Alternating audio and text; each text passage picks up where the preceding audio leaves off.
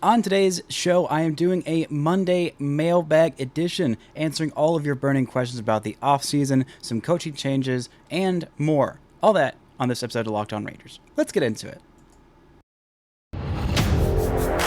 You are Locked On Rangers, your daily Texas Rangers podcast.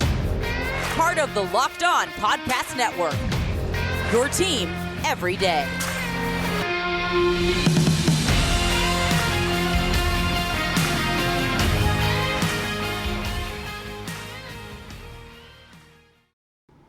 You are locked onto the Texas Rangers. I'm Bryce Patrick, a cripplingly addicted Texas Rangers fan since 2010, the founder and host for all 4 seasons of this Locked On Rangers podcast. Today is Monday, November 7th, and the Major League season is officially over, and it's time for the offseason. Thank you all so much for making Locked On Rangers your first listen every single day. If you're not already, you can follow me on Twitter at Bryce Patrick. You can follow the show at Locked On Rangers and subscribe on YouTube, where the best way you can help grow the show is to comment any single thing below. On today's show, we are getting into all of your questions. I put out a call for mailbag questions. It's going to be a weekly thing, so every Monday, if just at me on Twitter, I'll have a weekly tweet to respond to for those questions, so I don't have to go and look at 18 different places, which I'm happy to do, to answer whatever burning questions you'll have. But this is the first day of the offseason. It's finally time to get into the meat of the issue. I'm doing a more extensive offseason preview, what the Rangers need, free agency looks, things of that nature on tomorrow's show. Should be a lot of fun and a really good show. But let's start out with some questions I asked for them on Twitter or in the YouTube comments, literally whatever way, as long as you're getting that message to me. Happy to answer all questions on the show. This one comes from Josh L. on Twitter. He says, quote, "Please explain to people why signing a bunch of third starters will get you smoked in the first round of the playoffs if you make it." Well, I am happy to tell people why signing a bunch of third and fourth starters will get you smoked in the playoffs if you make it. The Rangers' rotation this year, outside of Martin Perez, was full of a lot of number 3 starters. I mean, John Gray, the numbers overall don't look great, and he had some moments where he thought, okay, maybe this could be a number 2 starter. But the Rangers' rotation, I mean, Martin Perez is not signed yet. You do have a little bit of time to at least offer him a qualifying offer or an extended contract before he can start talking with other teams in this exclusive negotiating window, which again was the whole point in keeping him. But this Rangers offense, like I've said multiple times, was pretty fine, above average offense. But you need a really good starting pitching staff. And even if you have a decent bullpen, like I think the Rangers did this year, it becomes overtaxed if you have just a rotation full of number 3, 4, 5 starters. You got to have some of those top-end dogs. And I think maybe Martin Perez could be that. This was a really great season. And for this season, he was a number 1 in a rotation. But there are a lot of 4s and 5s. Dane Dunning is a solid major league pitcher, but he's a number 5. You don't want 4 Dane Dunnings in rotation. That is not necessarily a recipe for winning. Glenn Otto did a fine job in what he was asked to do, had a nice stretch towards the end of the season, but I'm still not sure, even in the best case scenario, that he's more than a number 4 starter. I think he's better suited in a back-end role. But we've seen what Rangers teams look like when they don't have, a top-end guy. And even when the Rangers do have a top-end guy, like their best pitching rotation was probably 2016. They had Cole Hamels and Yu Darvish, and somehow the Rangers got swept in that series in 2016 because their 2 aces got lit up. The playoffs were a crapshoot. The Rangers have seen that. Some of their best teams have got their best team, I think, in franchise history got knocked out in the wild card, and others have, been perfectly capable of advancing the playoffs, but didn't make it past the first round. It is a absolute crapshoot, and you need the top end dogs to really compete with those guys. When we saw the Phillies, their rotation wasn't very deep, but Ranger Suarez was a more than fine number 3 starter, but they had the 2 top end dogs at their peak of their rotation in Aaron Nola and Zach Wheeler, and they gave it all they got, but they were not able to push the Astros in those Game 6, and maybe they would have pushed them in 7, but I thought I was going to go this whole episode without talking about the World Series that allegedly happened. Now, congrats to the Astros on their first asterisk-free title. Good on them. That's all I'm going to say about that. But no, basically the Rangers need at least one top end guy. If that's Martin Perez, then great. But filling out rotation with entirely number 3 starters is not a recipe for success. You do need a lot of depth in the regular season, and I think there is a lot of value if you do have one number 1 guy and then 4 number 3s. I think that team could win a lot of games in the regular season. But once you get to the playoffs, you really need the best of the best at their best, and several of those guys ideally to make it into the playoffs and make it very deep once you get there. So thanks to Josh for the question. Irvin Castellanos on Twitter asks, when do you think they're going to get some pitching in here? Well, it's got to be this offseason. Like, it is items 1 through 20 on the offseason to-do list. Get starting pitching, get some more starting pitching. There are a lot of top prospects that are starting pitchers. Actually, the vast majority, I'd say the top 5 are pretty much, the high draft picks of the last couple of years, and a couple other elite guys who have zoomed through the system, mainly Owen White, are pitchers. And there are some pretty good hitting prospects in there as well. But the Rangers are hoping and praying, and there have been a lot of warts and things going wrong with their top prospect pitchers this season. I still do think they have a whole lot of shine on them. I think they might end up being pretty darn good one day, but even the best prospects, even the can't miss guys like Jack Leiter was pretty much thought of as a can't miss guy. He's going to go blow through the system. He's going to make it to the big leagues, and he's going to be amazing. Well, development is not a linear path. It takes some time, and even if those guys do pan out, it's going to be a couple years before they, even if they do make the big league, it's going to be a couple years before they hit their stride and are the best versions of themselves, or at least above average to elite versions of themselves that the Rangers are hoping that they are. So the Rangers need to go spend a decent chunk of money, a lot of money this offseason. It's not going to be, I don't think there's going to be any $200 million contracts or $300 million contracts that the Rangers give out. They could surprise me. That is a small but possible possibility, but I don't think that is necessarily a likely possibility. Coming up, we're going to get into a few more of your questions about who the Rangers might actually get, and a little bit of a question about the coaching staff. But first, this episode is brought to you by BetOnline. BetOnline.net is your number 1 source for betting football and the start of the new basketball season. College basketball starts today, so if you want to go play some bets on some men's college basketball, then you can go and check out BetOnline. Find all the latest player developments, team matchups, news, podcasts, and in-depth analysis on every game. And as always, BetOnline remains your number 1 source for all of your sports wagering information, live betting, up to the minute scores for every sport out there, the fast and easiest way to check in on all your favorite games, events, including Major League Baseball. You can maybe they'll start coming out with some futures for the Rangers. I don't know if they have free agent bets that you can make, but if you're wanting to bet on those, head to BetOnline. Head to the website today or use your mobile device to learn more, because BetOnline, it's where the game starts. Now, our next question comes to us from Free Stewart on Twitter. How much longer will we have to endure CJ Nitkowski? Well, brother, if I knew, I'd be in charge of the network, because I think that's the only person who knows. Or maybe I'd have to own the Rangers. I don't know. I liked CJ Nitkowski when he started.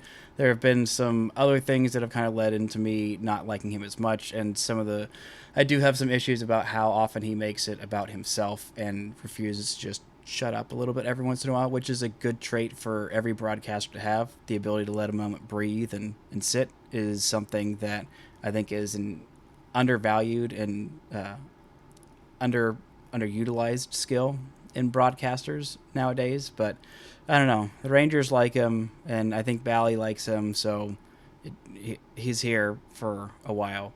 Gonna miss Tom Grieve a whole lot next year. But yeah, I think we're gonna have CJ as long as the Rangers continue to like CJ.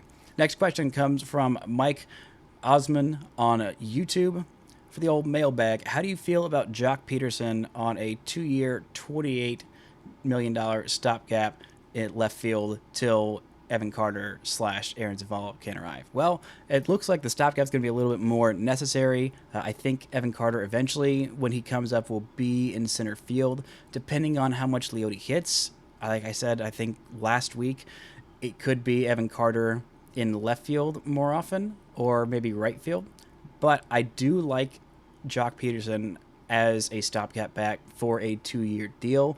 He did talk about, in my crossover with Locked On Giants, we talked a little about him and him wanting to be in the postseason. He has won 2 World Series. He was going for a 3rd straight this past year and didn't even make the playoffs with the Giants after they came off a 108-win season. He talked very much about how I want to be in the playoffs. And so if he thinks the Rangers are a playoff caliber team, Evan Grant seems to think that ownership is pretty intent on adding a bat. And if they do add one, it's almost definitely going to be in left field. So I think of the options that are out there, my own personal biases aside for how much I love Joseph Nicholas Gallo, my large adult son, who has gone through some tough times, but is literally 1 year removed from being an all-star, and I think could bounce back in Texas. I do think Joc Pederson would be a really, really great option. Had a fantastic offensive year. Has been really good offensively for the past couple of years, and I think that would be a really, really great deal.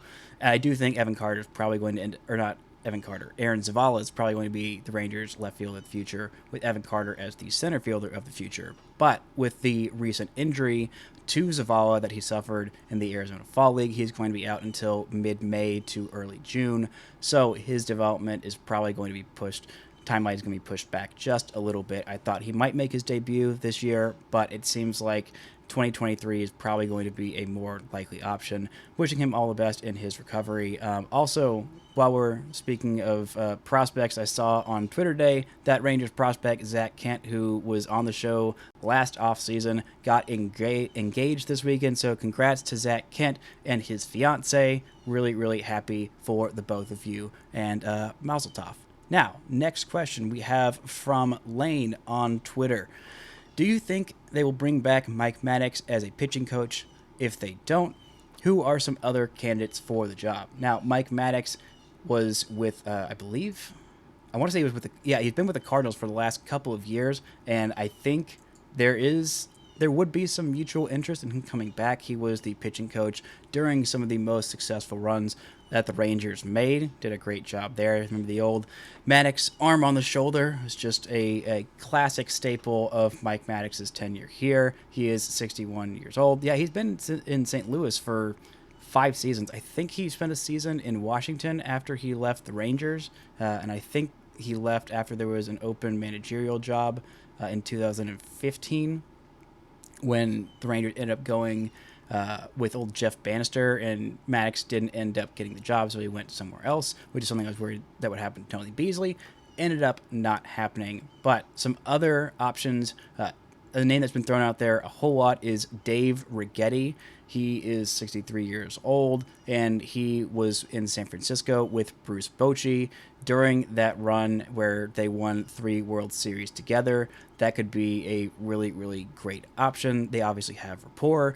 Bochy has spent a long time, has had a long history of finding pretty good pitching coaches, and so bringing back an old friend, I think, could be a good option. He's obviously had a lot of success there. There were a lot of really, really good pitchers in San Francisco. That was pretty much the basis for, I think, all of their World Series was just really, really strong starting pitching. Tim Lincecum was amazing, and Bumgarner in the playoffs was absolutely amazing. They had a few other really darn good pitchers. Even Barry Zito, towards the end of his career, was doing pretty well there. And another guy who I think is a little bit of a curveball option, this option was thrown out by Evan Grant. I almost said Evan Carter. Evan Grant out of the Dallas Morning News. And I think it's really interesting, and I would like to see it if they don't go with a Mike Maddox or Dave Righetti, like I just said. He said Scott Brown, who is the pitching coach at Vanderbilt, so you would immediately have a connection with Leiter and Kumar Rocker. Developed a lot of their success there, very analytic heavy.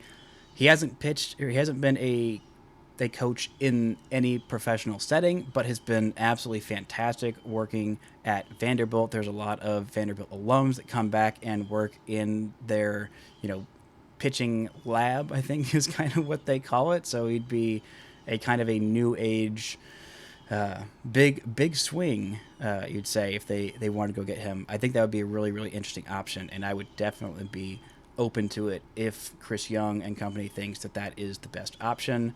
I think Bruce Bochy will definitely have a pretty decent sized say. I don't know if he'll have the final word in who is going to be the pitching coach, but if Bochy and Chris Young sign off on it, I think that would be an excellent idea to go and get him. Maybe it wouldn't work out, but I don't know. I think even the Rangers pitching coaches who they had this year were pretty decent. It was just kind of the talent that was lacking. They needed to kind of go in a different direction. But yeah, that is a long-winded way of answering that question. I think that is going to be a really interesting thing to look for in the next couple weeks before we hit the actual free agency parts.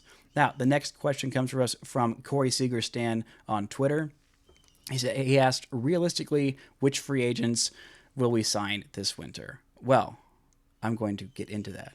But first, this word from our sponsors.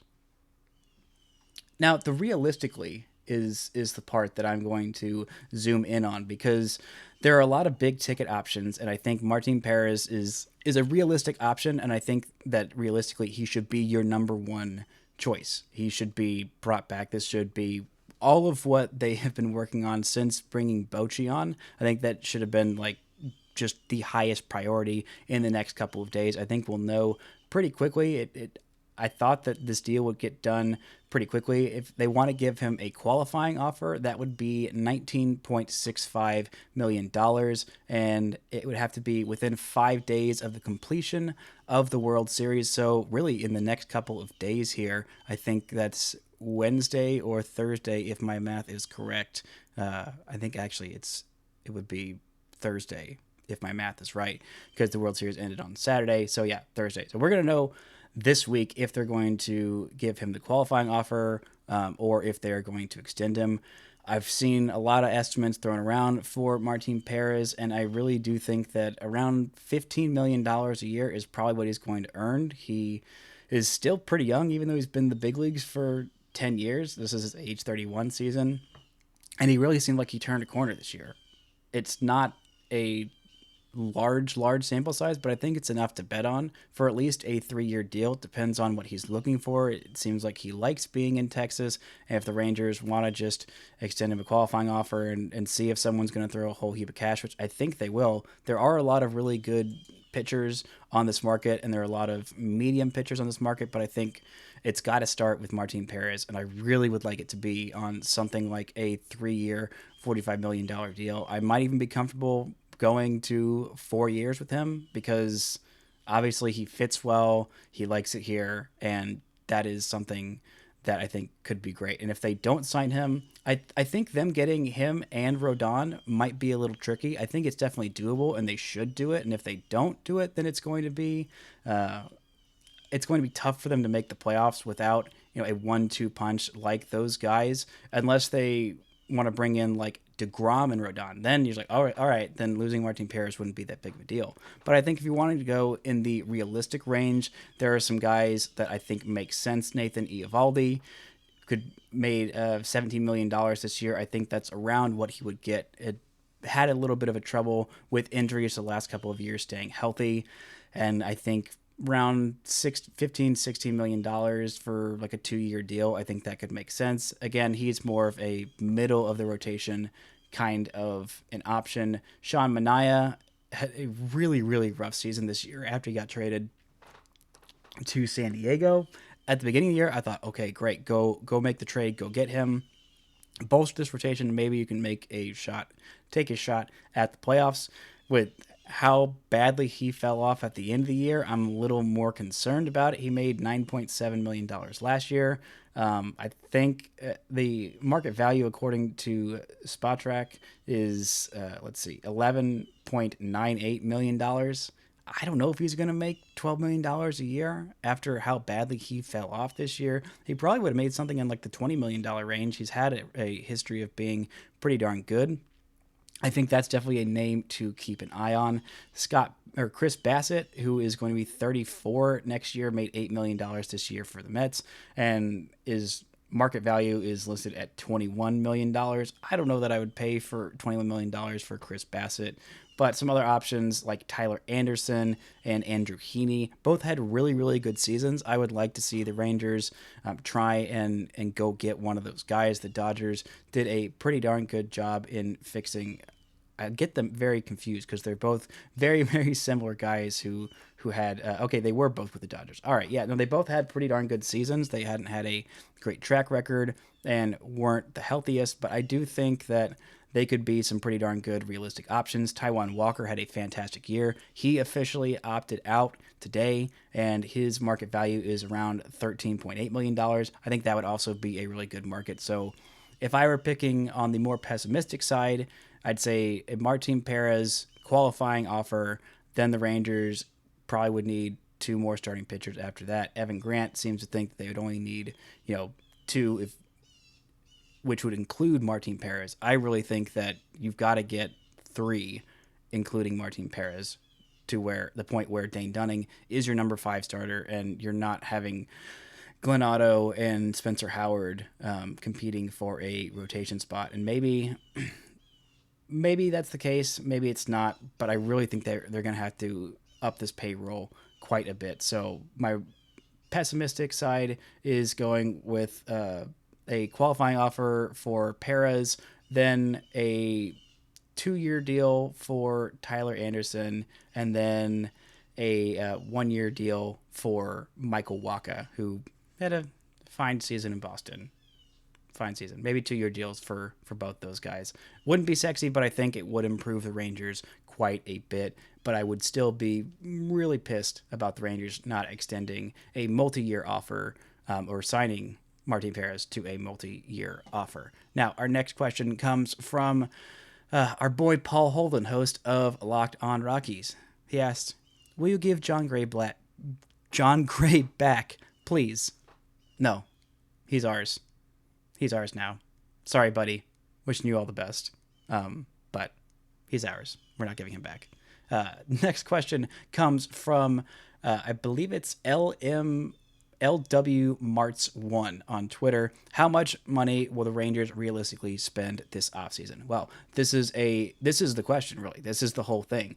It depends on how serious Rangers ownership is about winning. And, well, if you fire your president of baseball operations, who's been there since 2006, you fire your manager and you're like, all right, we got to win right now, then okay, you got to win right now. And he said he's willing to spend out a decent chunk of money for a large portion of his tenure. I know I have criticized him and the Rangers for not giving out big contracts in free agency before this past offseason. Obviously, they've shown a willingness to do that. There is a very, very seriousness, very, very urgent seriousness about them getting the playoffs this year. So I think right now, with their current commitments, the Rangers sit in 17th place in terms of the 2023 payroll at $92 million, right on the money. That is just behind the Mariners, literally, I think $35,000 behind the Mariners, and just ahead of the San Francisco Giants. But I think they've got to get into at least the top 10,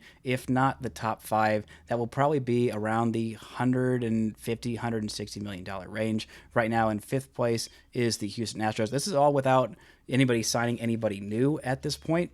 The Philadelphia Phillies are number 1 in terms of next year's payroll at $172 million at this point. The Mets are at $166 million, and they're probably going to spend at least, add 40, maybe $50 million to the roster. So I think the Rangers get in that $150 to $160 million range. I think that's kind of, for me, about the baseline of what it'll take for this team to get into the playoffs next year. Now, if they want to go be super aggressive, they did talk about wanting to get one bat. If they wanted to go just crazy and get one of the bigger bats like a Xander Bogaerts, or if they want to do something crazy and get like Trey Turner, I don't think either of those are likely or realistic options. Or if for some reason they want to throw their hat in the Aaron Judge sweepstakes, I don't think that's a smart move. I think picking off the other free agents out from under, while everyone else is waiting on the Aaron Judge domino to fall, if you go out and throw out some big numbers, I think that could be